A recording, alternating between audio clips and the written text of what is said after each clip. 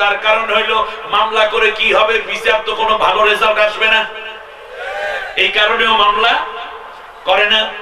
আর তৃতীয় হলো মামলা যে করবে তার যদি নিরাপত্তা দিতে সরকার ব্যর্থ হয়, তাহলে ছেলেকে মেরেছে বাবা কোন রকম জানাজা পড়ে আল্লাহর কাছে চোখের পানি ছাড়ে একটা জিডি পর্যন্ত করতে থানায় যায় না। তার কারণ থানায় গেলে আগেই হুমকি দেয়া হয় তোমার বাড়ি ঘর কিন্তু পোড়াবো, ছেলে আর একটা আছে ওটারও মাইরা ফেলাবো, ঠিক কিনা?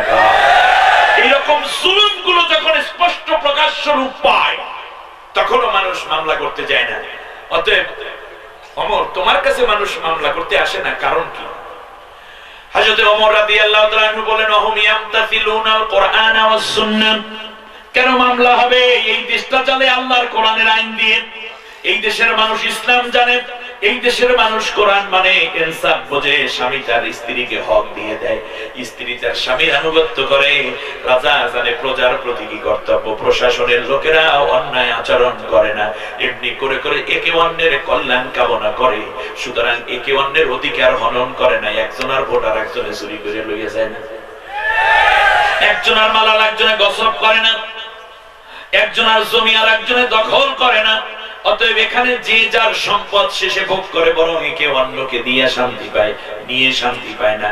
অতএব এই এলাকার মানুষগুলো, এই বিশাল ভূখণ্ডের মানুষগুলো আল্লাহর কোরআন মানে, নবীর আদর্শ মানে, এই কারণে কারো ভিতরে কোনো দ্বন্দ্ব নাই। দ্বন্দ্ব না থাকলে মারামারি হয় না, কিলাকিলি হয় না। মারামারি কিলাকিলি না হলে সেই মানুষগুলো মামলা করতে আসে না। অতএব মামলা না থাকার কারণ এখানে আল্লাহর কোরআনের বিধান কায়েম আছে। সুবহানাল্লাহ, সুবহানাল্লাহ। সেই কাঙ্ক্ষিত সমাজ উপহার দিতে পারলি কেবল সত্যিকার সোনার বাংলা গঠিত হবে, এর বাইরে না, ঠিক না বলেন? অতএব আমার তিনটা স্লোগান দিয়ে শুরু করি। এটা হলো যুবক তোমাদের জন্য আমার তরিকার সবক। একটু মজা করলাম আর কি। আমার তরিকায় জামালিয়া তিনটা সবক দেওয়া, ঠিক আছে কিনা? এই তরিকার সবক কয়টা? তিনটা। এই তিন তরিকার প্রথম হইল সব দল দেখা শেষ, তোমাদের জবাব হইল আল কোরআনের বাংলাদেশ। সব দেখছিল নাকি? সব দল দেখা শেষ হয়েছে না? এখন বাকি আছে কোনটা? অতএব এই স্লোগান মুখস্থ করতে হবে, সব দল দেখা শেষ। এ দেখি কোন কোন যুবকের বেশি মনে আছে, সব দল দেখা শেষ। পরে আবার এটাকে আমি মাস করাবো, অসুবিধা নেই।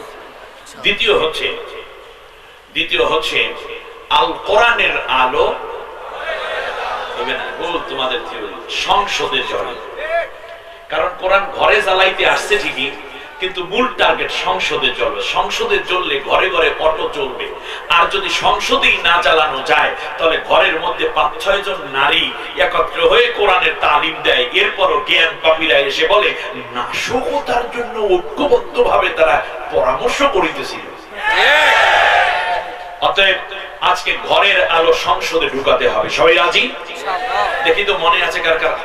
আল কোরআনের আলো সংসদে জ্বালো। আবার ঘরে ঢুকে বলতে, এটা বোকা নাকি ছেলেটা? বলো, আল কোরআনের আলো সংসদে জ্বালো। তৃতীয়, ইসলাম ছাড়া অন্য কিছু, ঠিক আছে? কোরআন ছাড়া অন্য কিছু, বলো, কোরআন ছাড়া অন্য কিছু। এখন একজনে দাঁড়াও, দেখি এই তিন সবক মনে আছে কার কার? একটা যুবক মেধাবী দাঁড়াও তো দেখি, দাঁড়াও একজন। যদি আমি এই তিনটা মুখস্থ করছি, বলো তো আল কোরআনের আলো। দ্বিতীয় সবক কি? সব দল দেখা শেষ। সব দল, প্রথমটা সব দল দেখা শেষ, আল কোরআনের। দাঁড়াও, কে দাঁড়াবা? কণ্ঠ ভালো কার? দাঁড়াও একজন, দাঁড়াও, দাঁড়াও একজন। হ্যাঁ বলো, আল কোরআনের বাংলাদেশ, আল কোরআনের আলো সংসদে জ্বালো, সংসদে জ্বালো। জি, এইবার শোনো, আমি আবার মুখস্থ করাই। সর্বনাই হুজুরেরা যেমন লাহানে জলি দেয় না, জলি জিকির, আমি কিন্তু জলি জিকির দিয়ে গেলাম। এটাই তোমাদের স্লোগান। যদি চাও তাহলে আমি শত শত আয়াতের রেফারেন্স দেব। আমি 30 পারা কোরআনের অনুবাদক, আল্লাহ আমাকে বানাইছে। বাংলাদেশে গত 100 বছরে মাত্র 8 জন আলেম এই কাজটি করেছে। 8ম নম্বরে তোমাদের সামনে বসা। আলহামদুলিল্লাহ। অতএব কোরআনের কোন আয়াত কোন জায়গায় ঢুকানো আছে আমার মাথার ভিতরে আছে ইনশাআল্লাহ। আলহামদুলিল্লাহ, আলহামদুলিল্লাহ, তুম্মা আলহামদুলিল্লাহ। বর্তমানে যা ঘটতেছে তা মনে করবে না যে কোরআনের বাইরে ঘটতেছে। আল্লাহ রাব্বুল আলামিন বলে দিয়েছেন একদল মানুষ এরকম হবে, এরকম হবে, আরেকদল মানুষ ওই রকম হবে। অতএব আজকে সত্যকে চিনতে আমার ভুল হয় না, কারণ কোরআন সত্য মিথ্যার পার্থক্য করে দেয়, ঠিক না বলো? অতএব স্লোগান তোলো, সব দল দেখা শেষ, আল কোরআনের বাংলাদেশ, আল কোরআনের আদব সংসদে চালো, কোরআন ছাড়া অন্য কিছু মানি না, মানব না। এই কথার সাথে যারা একমত তারা বলো নারায়ে তাকবীর।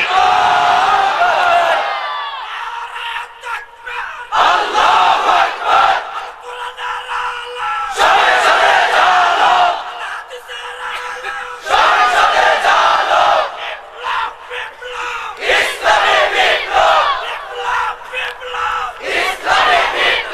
আসুন, পর্দার আড়ালে মা বোন রয়েছেন, অন্য ধর্মাবলম্বী ভাই বোনদেরকে আন্তরিক মোবারকবাদ জানি।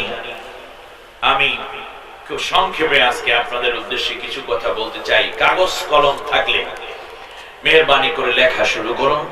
মোবাইলে রেকর্ড হচ্ছে, ইউটিউবার ভাইয়েরা কষ্ট করে এটা হয়তো ইউটিউবে দিয়ে দিবে। ঐতিহাসিক মাহফিলে আমি ঐতিহাসিক জায়গা থেকে কথা বলতে চাই ইনশাআল্লাহ। বন্ধুগণ, কোরআনের মধ্যে একটা সূরা, আল্লাহ নবী যে সূরাটিকে বলেছেন, এই পৃথিবীতে প্রত্যেক প্রাণীর হৃৎপিণ্ড আছে, হার্ট আছে, আছে না নাই? যে বলেন আছে। ঠিক তেমনি কোরআনের একটা হার্ট আছে। একটা সূরাকে কোরআনের হার্ট বলা হয়েছে, সুবহানাল্লাহ। আমি সেই হার্ট নিয়ে আজকে কথা বলতে চাই, কারণ হার্টের ভিতরেই গন্ডগোল ঢুকে পড়েছে, করোনারি গুলো ব্লক হয়ে গেছে, ফলে শ্বাস নেওয়াটাই কষ্ট হচ্ছে, ঠিক কিনা বলেন? ঈমানের দিক থেকে আমরা মরে যাচ্ছি প্রতিনিয়ত। যে সূরা প্রসঙ্গে নবী সাল্লাল্লাহু আলাইহি ওয়াসাল্লাম বলেছেন কিয়ামতের দিনে এই সূরাটার সাথে যারা ঐক্যমত্য হবে, এই সূরাটা যারা হেফাজত করবে, হিফজ করবে, মুখস্থ করবে, আমল করবে, কিয়ামতের দিনে এই সূরাটা তার জন্য আল্লাহর পক্ষে জোরালো সুপারিশ করতে থাকবে, সুবহানাল্লাহ। সূরাটি প্রসঙ্গে নবী সাল্লাল্লাহু আলাইহি ওয়াসাল্লাম বলেছেন, মনের কষ্ট, আবেগ এবং আকাঙ্ক্ষাকে পূরণের জন্য কেউ এই সূরাটা তিলাওয়াত করলে আল্লাহ তার নেক আশাগুলো পুরা করে দিবেন। আপনি অসুস্থ, আল্লাহ নবী বলেছেন তুমি আয়াতগুলো তিলাওয়াত করে পানিতে ফুঁক দিয়ে পান করো, দেখবে আল্লাহ তোমাকে সুস্থতা দান করে দিবেন, সুবহানাল্লাহ। মুমূর্ষ কোন ব্যক্তি এমন যদি হয় মৃত্যুকাল তার উপস্থিত কিন্তু মারা যাচ্ছে না, এরকম হয় না মাঝে?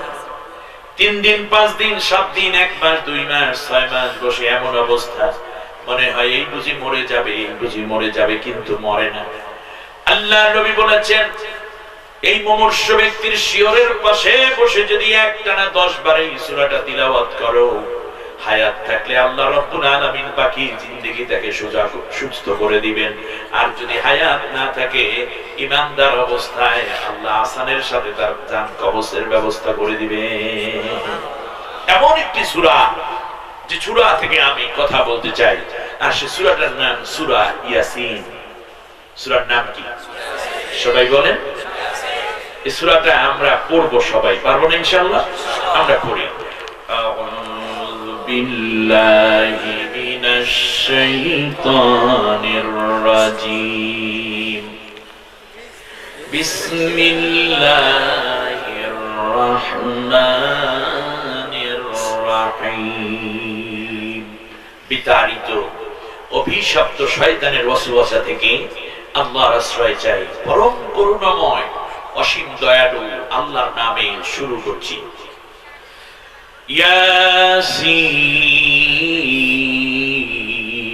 ইয়াসিন ওয়াল কুরআনিল হাকীম ইন্নাকা লামিনাল মুরসালিন আলা সিরাতিন মুস্তাকিম।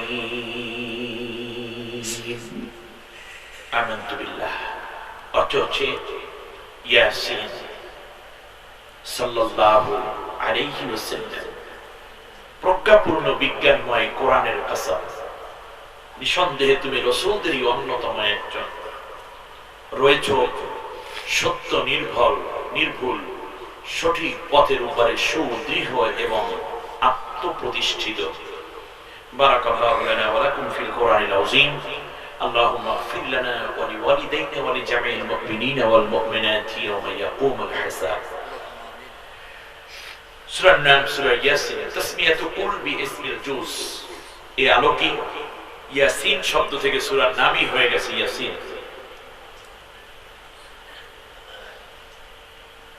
83টি আয়াত, 5টি রুকু, কোরআনের 36 নম্বর এই সূরা মক্কায় অবতীর্ণ। নবুয়তের 10ম বছরে এই সূরাটি অবতীর্ণ হয়েছে। কাফেররা বিভিন্ন ভাবে আল্লাহ রাসূল সাল্লাল্লাহু আলাইহি ওয়াসাল্লামকে অস্থির করে তুলল। একদিকে শেহাবে আবু তালিব তাকে 3টা বছর পর্যন্ত বন্দী করে রাখল। শেষ পর্যন্ত নবীকে হত্যা করার জন্য তারা চূড়ান্ত এবং একটি আইন পাশের মাধ্যমে হত্যার পূর্ণতা রূপদানের জন্য যখন অস্থির, অপরদিকে 6ষ্ঠ বছর নবুয়তের নবী সাল্লাল্লাহু আলাইহি ওয়াসাল্লাম তায়েফে মার খেলেন, অত্যাচারিত হলেন, নির্যাতিত হলেন, শারীরিকভাবে তিনি রক্তক্ষরণের পরিবেশের সম্মুখীন হলেন। 40 বার 40 জায়গায় বেহুশ হয়ে পড়লেন। সামাজিকভাবে বয়কট হলেন। ব্যবসা বাণিজ্য রাসূল সাল্লাল্লাহু আলাইহি ওয়াসাল্লামের সাথীদের বন্ধ হয়ে যাচ্ছে। শুধু তাই না, রাস্তায় রাস্তায় কত অপবাদ, কত গালিগালাজ, কত কৃত্রিম সংকট তৈরি করা হয়েছে। ইতিমধ্যে রাসূল সাল্লাল্লাহু আলাইহি ওয়াসাল্লামের প্রিয়তমা স্ত্রী হযরত খাদিজাতুল কুবরা রাদিয়াল্লাহু তাআলা আনহাও ইন্তেকাল হয়ে গেলেন। অপরদিকে খাদিজা ইন্তেকালের পরপরই রাসূল সাল্লাল্লাহু আলাইহি ওয়াসাল্লাম মানসিকভাবে খুব ভেঙে পড়েছিলেন। আল্লাহর নবী চরম বিপদের মধ্যে তখন খাদিজা রাদিয়াল্লাহু তাআলা আনহা আল্লাহর নবীকে সান্ত্বনা দিতেন। বিশ্বনবী সাল্লাল্লাহু আলাইহি ওয়াসাল্লামকে বুকের মধ্যে আলগে রেখে সান্ত্বনা দিতেন এবং বলতেন, ইয়া রাসূলুল্লাহ, ও আল্লাহর নবী, এই পৃথিবীতে কারো আপনজন চিরকাল থাকে না, আমি একদিন বিদায় হয়ে যাব। তবে আমার জীবন বড়ই সৌভাগ্যবতী, আমি একজন নারী, তার কারণ বিশ্বনবী আল্লাহর হাবিব আমার স্বামী হয়ে গেছে। সমস্ত ধনরাজি সম্পদগুলো ইসলামের পথে ব্যয় করলেন, নিজেকে সম্পূর্ণ সঁপে দিলেন আল্লাহর নবীর হাতে। বিবাহ হওয়ার পরে, নবুয়ত পাওয়ার পূর্ব মুহূর্তে তিনি খুব কনফিউজ ছিলেন। আল্লাহর নবীর কাছে যখন খাদিজার বিয়ে হলো, হযরতে রাসূল সাল্লাল্লাহু আলাইহি ওয়াসাল্লামের বয়স তখন 25-40 বছরের কাছাকাছি আসলো। এমন সময় আল্লাহর নবী একবার বললেন, খাদিজা, একটা কথা বলবো, তুমি যদি মন খারাপ না করো বলে বলেন। আল্লাহর নবী বললেন, খাদিজা গো, তোমাকেও আমার এখন আর খুব ভালো লাগে না, ব্যবসা বাণিজ্য করতে আমার মন বসে না। আমার ফাতেমা, আমার কুলসুম, আমার রুকাইয়া, আমার জাইনব থেকে নিয়ে কাউকে কেমন যেন আমার অত মায়া লাগে না আগে যেমনটা লাগতো। আমার মন চায় ঘর সংসার ছাইরে আমি কোথাও চলে যাই। খাদিজা রাদিয়াল্লাহু তাআলা আনহা বললেন, খুব ভালো হবে। দেখছেন কি অবস্থা? কোন স্ত্রী কি চায় এটা? চায় না। কিন্তু চেয়েছে কেন? তার কারণ খাদিজা বলেছেন যে আপনার কাছে আমি যে বিয়ে বসে আমার সমস্ত সম্পত্তি আপনাকে উইল করে দিয়েছিলাম, একটা উদ্দেশ্য, সেটা ছিল আপনি এক সময় মুহাম্মদুর রাসূলুল্লাহ হবেন, শুধু মুহাম্মদ বিন আব্দুল্লাহ থাকবেন না। তাওরাত ইনজিলের মধ্যে আখিরি জামানার নবীর যত আলামত সব আপনার ভিতরে আমি দেখেছি, কিন্তু বিয়ে হলো 15টা বছর, এর মধ্যে আপনার ওই নবুয়তের সিম্পটম দেখি না, স্বামীর সিম্পটম শুধু পাই। আমি হতাশ হয়ে যাচ্ছি না। এখন আপনি যেটা বলতেছেন এর দ্বারা আমি আশ্বস্ত হচ্ছি। সুবহানাল্লাহ, কি বুদ্ধিমতী। ছেড়ে দিলেন আল্লাহর নবীকে, বললেন, যান, যেই দিকে যান, তবে একটাই দাবি, যেখানে যান না কেন দয়া করে আমাকে একটু বলে যাবেন। আল্লাহু আকবার। আল্লাহর নবী হেরা পাহাড়ে চলে গেলেন, খাদিজার বাড়ি থেকে 3.5 মাইল দূরে। আর হেরা পাহাড়ের উচ্চতা 3500 ফিট। খাদিজা রাদিয়াল্লাহু তাআলা আনহা যেদিন জানতে পারলেন আল্লাহর নবী সাল্লাল্লাহু আলাইহি ওয়াসাল্লাম হেরা পাহাড়ে, আরে আল্লাহর নবী বলেন একটা না 2 বছর পর্যন্ত, কোন কোন সময় 5 দিন 7 দিন 9 15 10 15 দিন পর্যন্ত হেরা পাহাড়ে থাকতাম, বাড়িতে আসতাম না, ঘরে ফিরতাম না, কিন্তু আমার খাদিজা আমাকে একটা বেলা পর্যন্ত উপবাস রাখে নাই, প্রতি বেলার খাবার আমার খাদিজা আমার গুহায় পৌঁছে দিত। 55 বছর বয়সের এক বুড়ি মহিলা, 7-8টা সন্তানের জননী, একদিকে বিশাল ধনঢ্য, এবং আল্লাহর নবী বলেছেন খাদিজাতুত তাহেরা আরবের যে কোনো নারী থেকে অনেকটাই আলাদা, কত উদার কত মায়াবিনী এক নারী। আল্লাহ রাব্বুল আলামিন আল্লাহর নবীর জন্য দান করে নবীকে ধন্য করেছেন। হযরত খাদিজা রাদিয়াল্লাহু তাআলা আনহা আল্লাহর নবীর জন্য 3-3.5 মাইল পথ হেঁটে যেতেন। বর্তমান সময়ের মতো এত সুন্দর পথ সেই সময় ছিল না, গাড়ি নেই, ঘোড়া নেই, খাদিজা পায়ে হেঁটে চলে যেতেন। ভোর রাতে উঠি নাস্তাটা তৈরি করতেন, সন্তানদেরকে খাইয়ে ঘরের মধ্যে রেখে আঁচলের নিচে করে প্রিয় স্বামীর জন্য পথ শুরু করে দিতেন, পথ চলা শুরু করতেন। 3.5 মাইল পথ হাঁটার পরে 3,500 ফিট উঁচু, আমাদের মতো যুবকদের উঠে যেতে উঠতে অনেক সময় লেগে যায়, উঠতে উঠতে অবস্থা খারাপ, কখনো অক্সিজেনের ঘাটতি, কখনো শ্বাসকষ্ট, পায়ের কুলুগুলো ব্যথা হয়ে যায়, 3-4 দিন পর্যন্ত আর হাঁটা চলা করা যায় না, এত পেইন হয়, ব্যথার ঔষধও খেতে হয়। যারা এই হেরা পাহাড়ে উঠেছেন তারা বুঝে। কবি বলেন, দুনিয়ার মানুষ তোমরা মনে করেছো খাদিজা বুঝি ওই পাহাড়ে বেয়ে বেয়ে উঠতো, আসল বিষয় এটা নয়, বরং খাদিজা যখন খাবার নিয়ে হেরা পাহাড়ের পাদদেশে দাঁড়াতো, কিনারে যেত, খাদিজার সম্মানে 3,500 ফিট উঁচু পাহাড় সমভূমি হয়ে যেত। অন্য কবি বলেন, না রে দুনিয়ার মানুষ, পাহাড় তো পাহাড়ের মতোই থাকতো, আসল বিষয় হলো খাদিজাকে আল্লাহর নবী যত ভালোবাসতেন, খাদিজা আল্লাহর নবীকে যত ভালোবাসতেন, ওই ভালোবাসা, ওই প্রেম, ওই প্রীতি, ওই মমতার উচ্চতা ছিল পাহাড়ের চাইতে 1000 গুণ উচ্চ। ভালোবাসার মাপের কাছে পাহাড়টা খুব ছোট মনে হতো। এক দৌড়ে খাদিজা নবীর কাছে উঠে যেত, খাদিজার কোনো কষ্টই বোধ হতো না। এই খাদিজা ইন্তেকাল 4 দিন 5 দিন যেতে না যেতে আল্লাহর নবীর একমাত্র পুত্র সন্তান পৃথিবী থেকে বিদায় হয়ে গেলেন। কাফেরেরা বলা শুরু করলো, মুহাম্মদ তোমার উপরে আল্লাহর খুশি নেই, তার কারণ তুমি এক আল্লাহর দাওয়াত দাও, অথচ আমাদের ইয়াস দ্বারা হারমান হাবল দেবতা, আমাদের লাত মানাত উজ্জা তোমার উপরে বেজার হয়ে গেছে। আরে তোমাকে আমরা মারি, তোমাকে জেল দেই, তোমার সাহাবীদের উপর অত্যাচার করি, মরার কথা আমাদের গজব আসবে আমাদের উপর, কিন্তু তুমি মরো কেন? তোমার সন্তান মরে, তোমার বউ মরে, কারণ কি? তার কারণ হলো তুমি সত্য নবী না এবং সত্য পথের উপর তুমি প্রতিষ্ঠিত না।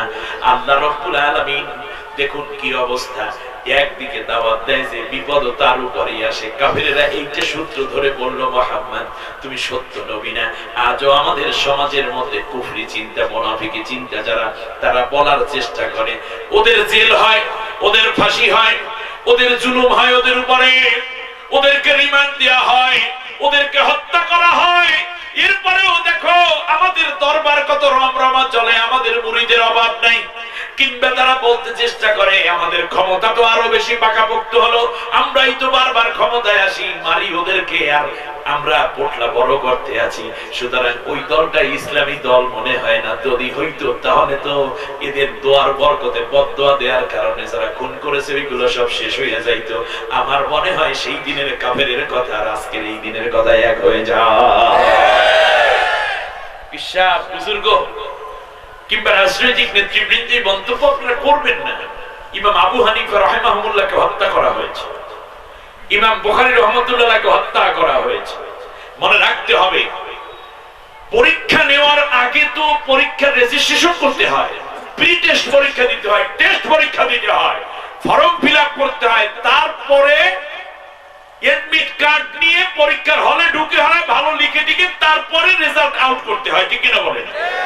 বিশ্বাস বুজুর্গ যারা এই চিন্তা করেন, আপনি বোকা, আপনি একটা অথর্ব পীর।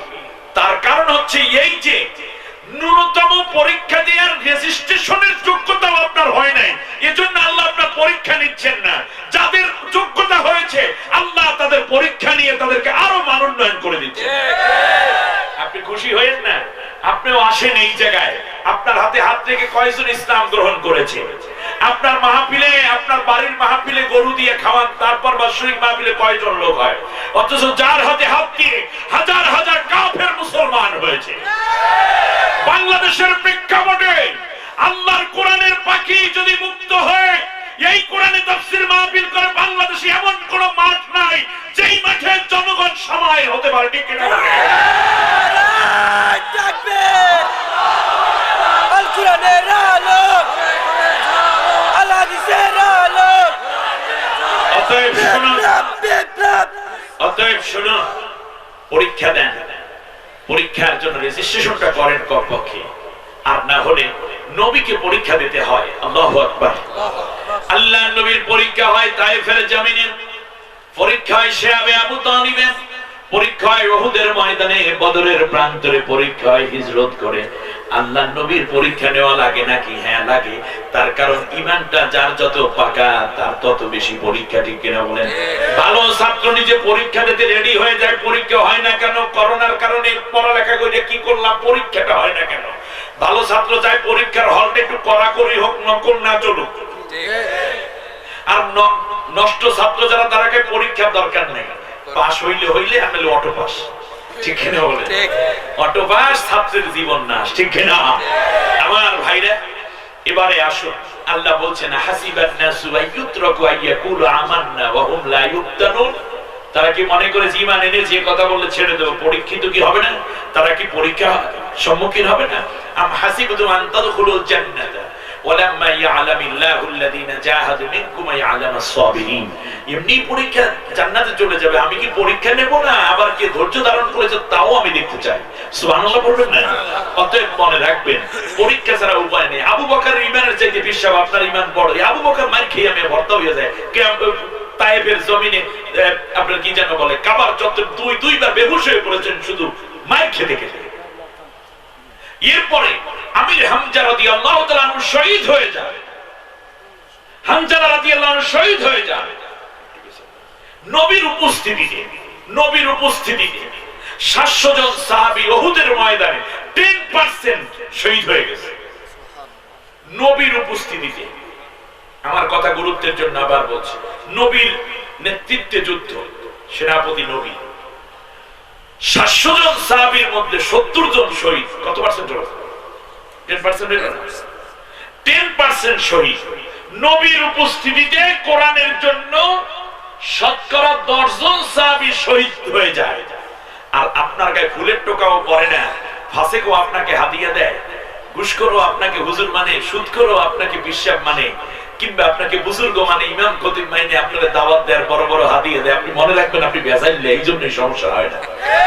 আর যারা পরীক্ষিত তারা জেলের প্রকোষ্ঠে আছে, ঠিক না? অতএব মনে রাখতে হবে, জীবন চলার পথে এই জায়গাগুলো ইয়াসিন আজ আমি আলোচনা করতে চাই। মক্কায় এই সময় সূরাটা অবতীর্ণ হয়েছে। আমি শুধুমাত্র আজকে 2-1টা শব্দের উপরে হয়তো তাফসীর করতে পারবো, তবে আপনাদের মাথা খুলে, জ্ঞান খুলে আলোচনাগুলো নেয়ার জন্য আমি আরো একবার অনুরোধ এবং দৃষ্টি আকর্ষণ করছি। ইয়াসিন বলেন তো, কি বললাম? ইয়াসিন। ইয়াসিন নবী সাল্লাল্লাহু আলাইহি ওয়াসাল্লামের একটি নাম। আল্লাহ রাসূল সাল্লাল্লাহু আলাইহি ওয়াসাল্লাম বলেছেন, সাম্মানিয়াল্লাহু সাবআতা আসমাইন, মুহাম্মদ, আহমদ, ইয়াসিন, তোয়াহা, মুজাম্মিল, মুদ্দাসসির, আব্দুল্লাহ। আল্লাহ নবী বলেন, আল্লাহ তাআলা আমাকে 7টা নামে ডেকেছেন। সুবহানাল্লাহ। তো নবীর নাম রেখেছেন কে? আল্লাহ। নবী বলেন 7 নামে আল্লাহ আমাকে ডেকেছেন। এক নম্বর হচ্ছে মুহাম্মদ, আবার আহমদ, আবার ইয়াসিন, আবার মুজাম্মিল, মুদ্দাসসির, তোয়াহা, আব্দুল্লাহ। কোরআনের মধ্যে 25 জন নবীর নাম এসেছে। সব নবীকে আল্লাহ রাব্বুল আলামিন নাম ধরে ধরে ডেকেছেন, কিন্তু আমার আপনার নবীর নাম এসেছে কোরআনের মধ্যে মুহাম্মদ শব্দটা আছে 4 বার, আহমদ শব্দটা আছে 1 বার, কিন্তু আল্লাহ রাব্বুল আলামিন কোন জায়গায় ইয়া মুহাম্মদ বলে ডাকেন নাই, বরং আল্লাহর যখন ডাকার দরকার হয়েছে কখনো ডেকেছেন ইয়া আইয়ুহান নবী, কখনো ডেকেছেন ইয়া আইয়ুহার রাসূল। সুবহানাল্লাহ। ইয়া আইয়ুহান নবী, ইয়া আইয়ুহার রাসূল। আবার কখনো ডেকেছেন আল্লাহর নবী এমন শীতের দিনে কম্বল মুড়ি দিয়া ঘুমায়, আল্লাহ রাব্বুল আলামিনের ডাকার প্রয়োজন হলো, আল্লাহ সুবহানাহু ওয়া তাআলা বললেন ইয়া আইয়ুহাল মুযাম্মিল, ও কম্বল আবৃত। সুবহানাল্লাহ, কি মায়ার ডাক। আবার কখনো ডাকা দরকার হলো ড্রাই সিজন, বসন্তকাল, আল্লাহ নবী সাল্লাল্লাহু আলাইহি ওয়াসাল্লাম শেষ রাতে নিতের পাতলা চাদর মুড়া দিয়ে ঘুমায়, আল্লাহ রাব্বুল আলামিন নবীকে ডাকার জন্য ইয়া মুহাম্মদ বলেন নাই, বরং ডাক দেন ইয়া আইয়ুহাল মুদাসসির কুম ফাআনযির ওয়া রাব্বাকা ফাকাব্বির, ও চাদর আবৃত তুমি দাঁড়াও, তোমার ঘুমের সময় নাই, অচিরি তুমি বেরিয়ে পড়তে হবে, মানুষকে সত্যের দাওয়াত নিয়ে বেরিয়ে পড়তে হবে, তোমার ঘুমের টাইম শেষ। সুবহানাল্লাহ। ইয়াসিন, এই তাকান, খুব ঠান্ডা মাথায় কথাগুলো নিতে হবে। ইয়াসিন শব্দের অর্থ হলো, ইয়া অর্থ হে, ইয়া অর্থ কি? হে, ও হে, এই ভাই বলেন এই, এই যে এই বলে একটা ডাক দেই, এটার নাম কি? ইয়া। আরবিতে কি বলে এটাকে? সিন দ্বারা তাফসীরে ইবনে কাসির থেকে নিয়ে রুহুল মাআনি হয়ে যত বড় তাফসীর গ্রন্থ আছে ঐতিহাসিক সবাই বলেছে সিন মানে সাইয়্যেদ। সাইয়্যেদ অর্থ নেতা, সাইয়্যেদ অর্থ কি? জোরে বলে নেতা। হে নেতা, হে নেতা। আল্লাহু আকবার, আল্লাহু আকবার। কে ডাকতেছেন নেতা? আল্লাহ রাব্বুল আলামিন। আল্লাহ তাআলা বলছে ইয়া সাইয়্যেদ অর্থ ইয়া সিন। এই ইয়াসিনকে সবাই আমরা কি সুপারিশকারী বানাতে চাই জোরাটা? তাহলে আমাদেরকে ইয়াসিনের উপর আমলটা শুরু করি প্রথমে। ইয়া সাইয়্যেদ অর্থ হে নেতা, ও লিডার। নেতাকে ইংলিশে কি বলে? লিডার। খুব মনোমস্তিষ্ক পরিষ্কার করে কথা শুনুন, মজা পাবেন। হে নেতা, নেতা বানাইলেন কে? জোরে বলেন। পৃথিবীর কেউ বানিয়েছে? এই পৃথিবীতে যত নবী এসেছেন তারা ছিলেন জাতির লিডার, জাতির নেতা। এই জন্য জাতির নেতা তৎকালীন যারা ছিল সবাই ওই নবীদের উপরে ক্ষিপ্ত হয়েছে। ফিরাউনের সময় ফিরাউন ছিল জাতির লিডার, মুসা আলাইহিস সালাম আসলেন নেতা হয়ে। ফিরাউন বলল আফআলতা ফাআলতা কাল্লাতি ফাআলতা ইন্নাকা মিনাল কাফিরিন। নাউযুবিল্লাহ। কে মুসা, তুমি যা করার তো করে যাচ্ছ, তুমি একটা চূড়ান্ত কাফের। কাফের ভূত দেশে কে? কারে? নবীকে কাফের ভূত দেশে কে? ফিরাউন। এইজন্য মুসা আলাইহিস সালাম কাফের হয়ে গেছে নাকি? না, ছয় না। ঠান্ডা মাথায় বুঝবেন। মুসা আলাইহিস সালাম বলেন কাফের কাও আর কুফর কাও অত কিছু বুঝি না, যা বলছি তাই শোনো, কলমা পড়ো, আমার খবর আছে। মুসা আলাইহিস সালামের কথা শুনে ফিরাউন বুঝতে পেরেছে রাসূল এসেছে মানে আমার দিন শেষ। সাথে সাথে সে সিংহাসন থেকে দাঁড়িয়ে গেল, দাঁড়িয়ে বলল যারুনি আক্তুল মুসা ওয়ালিয়াদউ রাব্বাহু ইন্নী আখাফু আইয়ুবাদদিলা দীনাকুম ওয়া ইউখরিজুকুম মিন আরদিকুম হাযা। চারটা কথা বলেছে ফিরাউন। প্রথম দাওয়াত শুনি, শুনতেছেন না আপনারা? কয়টা কথা বলছে? এক নম্বর হলো যারুনি, আমাকে ছেড়ে দাও, আক্তুল মুসা, আমি মুসাকে এখনই হত্যা করে ফেলবো। কথা নাই, বার্তা নাই, হঠাৎ করেই কি? এর মানে ফিরাউন ভালোভাবে বুঝতো মুসার টার্গেট কি। অতএব এখন যারা কোরআনের সত্যিকার দাওয়াত দেবে তাদেরকে হত্যা করে ফেলবে, আর মুসার গোষ্ঠী হিসাবে আপনি চিহ্নিত হবেন না, আপনি হত্যা করবেন, তা বুঝি কেমনে? অপরদিকে যারা কোরআনের দাওয়াত দিবে তাদেরকে যদি হত্যা করাও হয় কিংবা ছেড়েও দেওয়া হয় তারপরও তারা মুসার উত্তরসূরি, তাই বা বোঝার বাকি থাকবে কি? এখনই আমি তারা হত্যা করে ফেলি। ইন্নী আখাফু আইয়ুবাদদিলা দীনাকুম। ফিরাউন বলল ও মন্ত্রীরা এখনো দাঁড়ায় রয়েছে কেন? আমার ভয় হচ্ছে মুসা যদি এইভাবে কাজ চালিয়ে যেতে পারে তাহলে দেশের সংবিধানটা পরিবর্তন কইরা ফেলবে। আমরা যে নষ্ট সংবিধান বানাই রাখছি এটা থাকবে না, সংবিধান হয়ে যাবে কারটা? আল্লাহটা। আর চতুর্থ কথা বলতে গিয়ে সে আরো বলল, আয়ুখরিজুকুম মিন আরদিকুম হাদা, তোমাদের সবাইকে এই দেশ থেকে বের করে দিবে। আমাদের দেশেও কিছু বুদ্ধিজীবী নামের পরজীবীরা বলে, কোরআনের শাসন যদি প্রতিষ্ঠিত হয় আর যদি কোরআনের কাফেলারা ক্ষমতায় আসে, এই দলটা ক্ষমতায় আসলে দেশের মধ্যে কোনো হিন্দু রাখবে না, বৌদ্ধ খ্রিস্টান রাখবে না। চরম মিথ্যা কথা, একটা মিথ্যা প্রপাগান্ডা, একটা অপপ্রচার, ঠিক কিনা বলে? বরং তার জামাই আদরে থাকবে। নবীজি বলেছেন, মান আযা যিম্মিয়ান ফাআনা খাসবুহু, যারা একটি স্থান অধ্যুষিত মুসলিম জনপদে যারা অমুসলিমদেরকে অত্যাচার করবে, যে ব্যক্তি আমার উম্মত হোক, ইমানদার হোক, তার বিরুদ্ধে আমি কিয়ামতের দিন আল্লাহর কাছে মামলা দায়ের করব। আর এই হাদিস জানার কারণে 700 বছর পর্যন্ত ভারতকে শাসন করেছে মুসলমানেরা। একটা গির্জা ভাঙ্গা হয় নাই, মন্দির ভাঙা হয় নাই, প্যাগোডা, গুরুদ্বারা, সিনাগো ভাঙ্গা হয় নাই। কিন্তু 1947 সালে যখন মুসলমানদের হাত থেকে দালালি করে এই বাবুরা ক্ষমতায় চলে গেল, সেখান থেকে নিয়ে মাত্র কয়টা দিন হলো, 100 বছর পুরা হইল না, 47 থেকে 2020 কত হয়? কয় বছর? 60, 73, 74 বছর। এই 73-74 বছরের মাথায় এসে দাদা নরেন্দ্র মোদী বলতেছে ভারতে মুসলমান থাকতে দেবে না, কাশ্মীরে হত্যা করে, পশ্চিমবঙ্গে হত্যা চালায়, কলকাতায় মুসলমানদের উপর নির্যাতন। 100 বছর কোলে রাখতে পারলা না মুসলমানদেরকে, তোমাদেরকে 700 বছর মুসলমানরা লালন পালন করে তোমাদেরকে টিকিয়ে রেখেছে। যদি মুসলমানরা চাইতো, একটা মন্দির, একটা গির্জা ভারতে থাকতো না, একটা হিন্দু মাইক্রোস্কোপ দিয়ে খুঁজে পাওয়া যেত না। কিন্তু আল্লাহর নবী বলেছেন অত্যাচার করা যাবে না। অতএব ইসলাম শিখিয়েছে এটা, মসজিদ ভাঙিয়া মন্দির বানাও, তোমাদের একটা মন্দিরও তারা ভাঙে নাই মুসলমানেরা, ঠিক কিনা কও?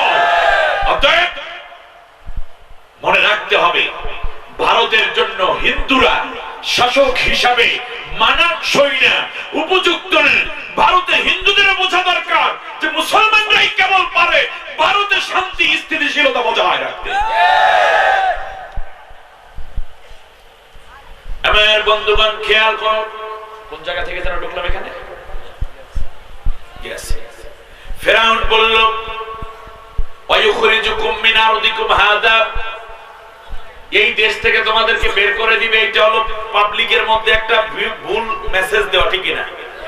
এই কথা অনেকে, এটা পলিটিক্যাল একটা বক্তব্য। আমার একটা প্রশ্ন করি, দেখি তো পারেন কিনা আমাদের সাতকানিয়ার ভাইরা, ব্রেন তো খুব শার্প আপনাদের। এবার প্রশ্ন করি, ফেরাউনের চারপাশে যারা দাঁড়াই আছে তারা কি মুসার লোক নাকি ফেরাউনের লোক? গেটে যারা দাঁড়াই রয়েছে, দারোয়ান, সিকিউরিটি গার্ড, এরা কাদের লোক? চারপাশে ফেরাউনের লোক, চেয়ারও ফেরাউনের এখনো আছে।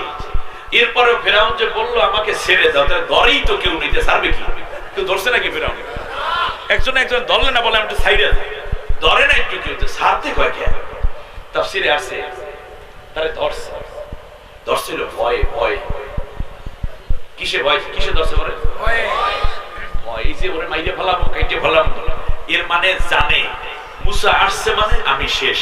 অতএব যদি দেখেন আপনার উপর অত্যাচার করতেছে, নির্যাতন করতেছে, মামলা হচ্ছে, হামলা হচ্ছে, ফাঁসি হচ্ছে, গুম হচ্ছে, খুন হচ্ছে, আপনার উপরে পীড়ন হচ্ছে, মনে রাখবেন আপনাকে ভয় করার কারণে এই কাজগুলো করে।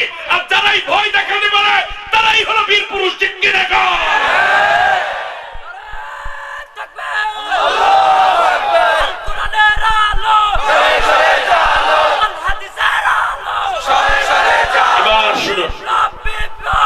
এবার শুনুন, ইয়াসিন অর্থ কি? ইয়া সাইয়্যিদ অর্থ কি?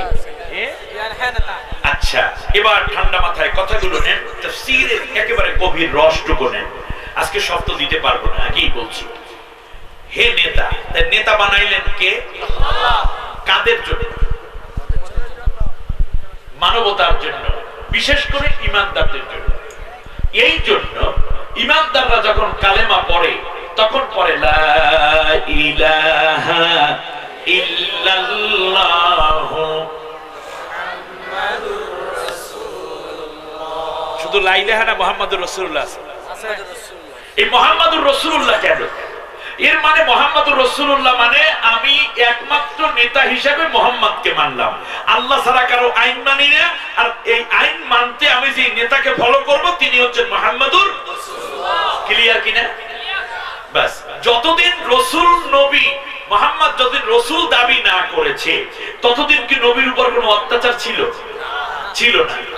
আর কারণটা কি? কারণ আপনি একটু তাকান সূরা ইউনূসের দিকে তাকান। তাফসীর শুনবেন নাকি? তাফসীর শুনলে দাঁড়ালে হবে না, তাফসীর মানে তো আপনাকে গভীরে যেতে হবে। আর এবার খেয়াল করুন, ফেরাউনও কিন্তু ঈমান আনছিল আল্লাহর উপরে। ফেরাউন যখন জনমের মতো লোহিত সাগরের পানি খাইতে খাইতে পটকা মাছের মতো ফুলতে আছে, তখন অস্থির হয়ে আল্লাহরে ডাক দিয়ে কয় আমানতু আন্নাহু লা ইলাহা ইল্লাল্লাযী আমানাত বিহি বানু ইসরাঈল ওয়া আনা মিনাল মুসলিমিন।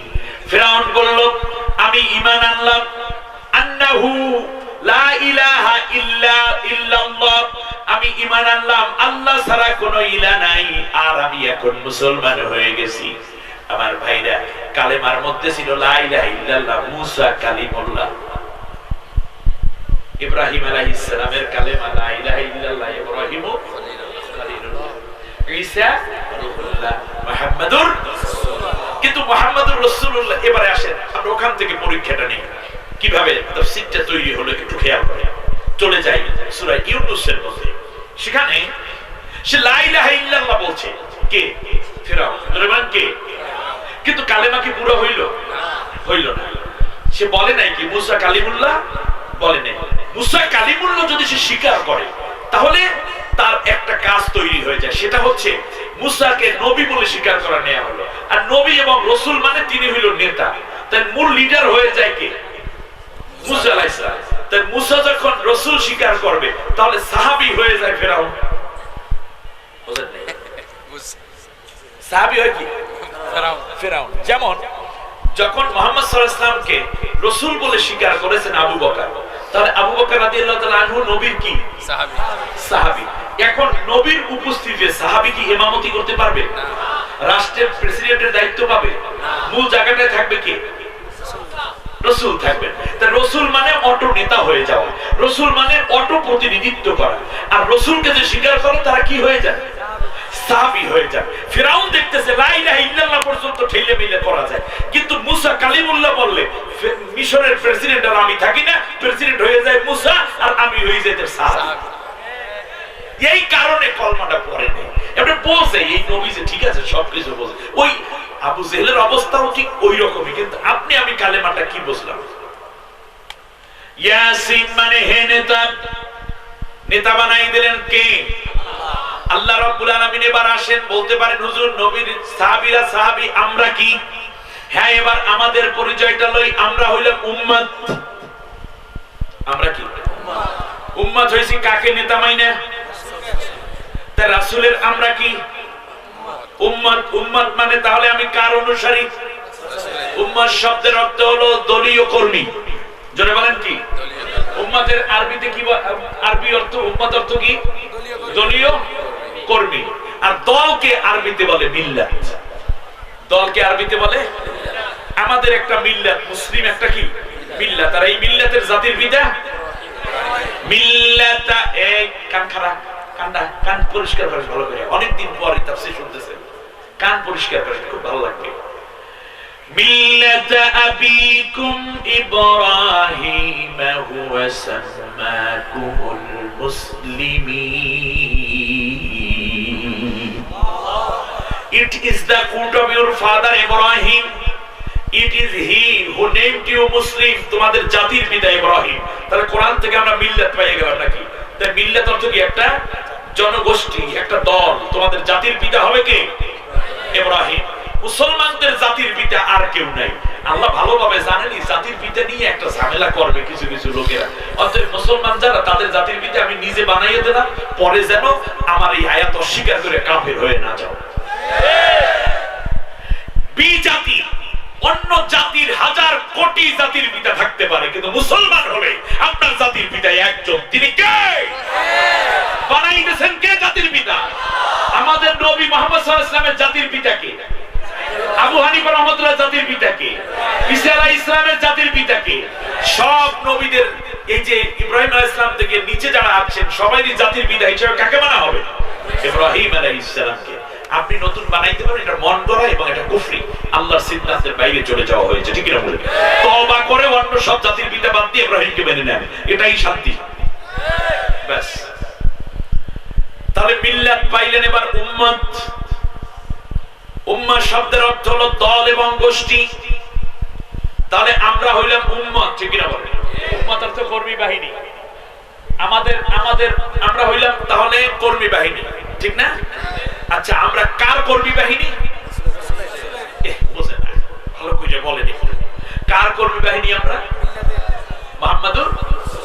কারণ আমরা নবীর উম্মত, উম্মত মানে কর্মী, ওয়ার্কার। তাহলে আমরা কার ওয়ার্কার? নবীর ওয়ার্কার। এটা কি শুধুমাত্র আপনি এখন বলতেছেন না কলমার মধ্য থেকে নিয়ে আসছেন? এটাকে কালমা পড়ার মধ্য থেকে তো এটা নিয়ে আসছেন নাকি? হ্যাঁ, বাস, তাহলে পাইলাম এটা দুইটা। তৃতীয় আরেকটা জিনিস দেখি এখন, এই উম্মত এবং মিল্লাত, আমরা যে মিল্লাতের মধ্যে, মিল্লাতে একটা দল, আর এই দলের লোকদেরকে বলা হয় উম্মত। কবরের মধ্যে যখন রাখা হয় তখন একটা দোয়া পড়া হয়। আমার দেশে যত সরকার এসেছে, মন্ত্রী, এমপি, প্রধানমন্ত্রী, ডিসি, এসপি, র্যাব, গোয়েন্দা, সেনা, নৌ বিমান, সেখান থেকে নিয়ে ডিবি হয়ে রিক্সা চালক, ভ্যান চালক, কৃষক, শ্রমিক, মজুর এবং ইউনিভার্সিটি, হাই স্কুল, কলেজে যে যেখানে পড়ে না কেন, যদি মারা যায়, নারী পুরুষ যা হোক, কবরে রাখার সময় একটা দোয়া পড়া হয়। দোয়াটা কি আপনারা জানেন? বলেন, বিসমিল্লাহি ওয়া আলা মিল্লাতে। এখান থেকে মিল্লাত আবার পাইলাম নাকি? কারণ আমি উম্মত হইলাম নবীর, এই জন্য নবীর মিল্লাতে আছে। কথা বলে না, নবী আমার আদর্শ, এই কারণে আমি আদর্শের কর্মী। এখন আপনি খেয়াল করুন, আপনাকে কবরের মধ্যে রাখা হচ্ছে, কত বড় একটা মিথ্যা কথা বলে প্রথম কবরের জীবন শুরু। বলা হয় বিসমিল্লাহে, আল্লাহর নামে, ওয়া আলা মিল্লাতে রাসূলিল্লাহ, নবীর দলে রেখে গেলাম। এখন আপনি নবীর দলের লোক কিনা? দুনিয়ায় যদি নবীর আদর্শ কায়েমের দলে না থাকেন, আপনি হইলেন কার্ল মার্ক্সের আদর্শ কায়েম করতে চান, আপনি হইলেন সমাজতন্ত্রের লিডার, আপনি চাচ্ছেন ধর্ম নিরপেক্ষ মতবাদ কায়েম করতে, জওহরলাল নেহেরু আপনার লিডার। আপনি চান সংকীর্ণ জাতীয়তাবাদ কায়েম করতে, আপনার লিডার সে হবে কখনো লেনিন, কখনো মাও সেতুং, কখনো ডারউইন, কখনো ফ্রয়েড, কখনো হেগেল আপনার নেতা হয়ে যায়। আপনি যদি মুহাম্মদুর রাসূলুল্লাহর উম্মত হইতেন, তাহলে আপনি চিৎকার করে বলতেন, আমার নেতা তোমার নেতা, বিশ্বনবী মুস্তাফা রাসূলের আদর্শ ভুলি নাই, ভুলবো না, ঠিক কিনা? কিন্তু দুনিয়ায় আপনি যদি নবীর আদর্শের সৈনিক না হন, তাহলে তো আপনি কবরের মধ্যে রাখলো নবীর দলের মধ্যে, আপনি তো নবীর দলের লোক না, একটা মিথ্যুক, ঠিক কিনা? আপনার লাশ শুরু হলো মিথ্যা দিয়ে, আর আপনি যে মিথ্যুক সেটা প্রমাণের জন্যই কবর থেকে, নবীর রওজা থেকে আপনার পর্যন্ত, আপনার সামনে নবীর চেহারা মোবারক দেখানো হয়ে জিজ্ঞেস করা হবে, আল তারিক মান হাযার রাসূল, তুমি নেতারে তো সবাই চেনো, তার কারণ যে যার নেতৃত্ব মেনে নেয়, তার ছবি, তার আদর্শ, তার লেখনী, তার পড়া, তার স্বপ্ন, তার চিন্তাকে তারা ধারণ করে কর্মীরা ময়দানে দীর্ঘ সময়, বছরকে বছর কাজ করে, ঠিক না বলে? কিন্তু আপনার শয়নে, স্বপনে, ঘুমে, জাগরণে, মাথার উপরে ছবি, বুকের মধ্যে নেম প্লেট, ঘরের সামনে ভাস্কর্য, রাস্তায় রাস্তায় ভর্তি, বই পড়েছেন নেতা, তার মতো কোট পড়েছেন, তার মতো চশমা লাগাইছেন। আপনি তো রাসূল সাল্লাল্লাহু আলাইহি ওয়াসাল্লামের আদর্শের লোক হতে পারেন না, কারণ আপনার শয়নে, স্বপনে, ঘুমে, জাগরণে কোন জায়গায় তো রাসূল নাই, সব জায়গায় তো আপনি অন্য নেতার নামে স্লোগান দিয়েছেন। বরং যারা আল্লাহর নবী আদর্শ কায়েমের জন্য স্লোগান দিত, আপনি তাদেরকে পিটাইতেন, জেল দিতেন, মিথ্যা মামলা দিতেন, অত্যাচার করে ঘরবাড়ি ছাড়া করেছেন, ঠিক কিনা?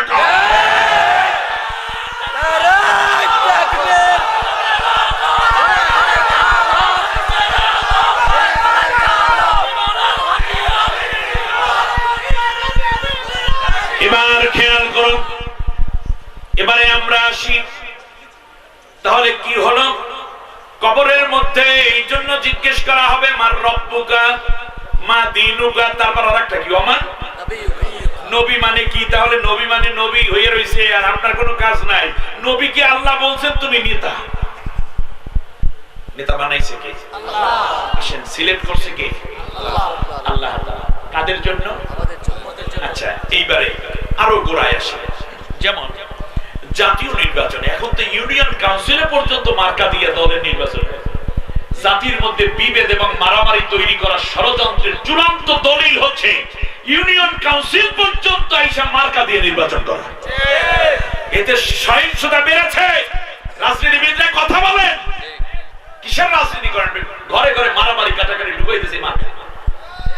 নিরপেক্ষভাবে সবাই যে জাতীয় দল হোক হোক, মার্কা যখন ঢুকছে সাথে সাথে অত্যাচার বেড়ে গেছে।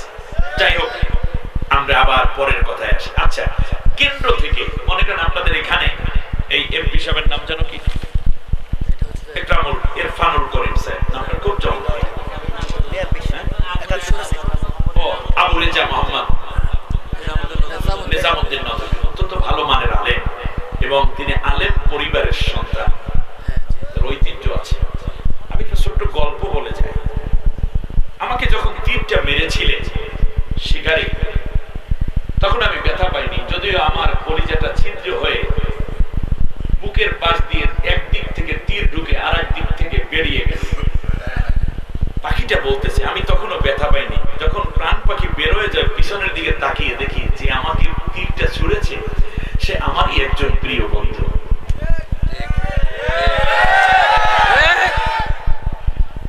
মাহফিল হবে না, কেউ ওয়াজ করবে কেউ ওয়াজ করবে না, কত মাহফিলই তো বন্ধ হয়। আমি ব্যথা পাই না, কিন্তু পেছনে যখন তাকাই দেখি একজন আলেম আর এক আলেমকে বন্ধ করে দিয়েছে, ব্যথাটা তখন শুরু হয়।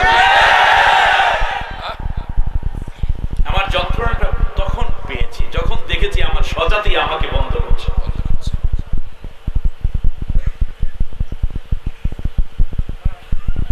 চার বন্ধু ইউনিভার্সিটিতে পড়ে, তো কক্সবাজার আসছে বেড়াতে। কষ্ট হচ্ছে না? তো অনেক হোটেল, দামি দামি হোটেল করছে না, তার মধ্যে একটা হোটেলে লেখা আপনারা খেয়ে যান, দাম দেবে আপনার নাতিরা। কথা বলেন না? বিল দেবে কারা? চার বন্ধু আসছে বেড়াইতে। এইরকম যদি সুযোগ দেখে তাহলে স্বাভাবিক ভাবেই কি হয়, পেটের ক্ষুধাও বাইরে যায়, খাবার যাতে সব খাওয়া শুরু করে। ঠিকই নয়?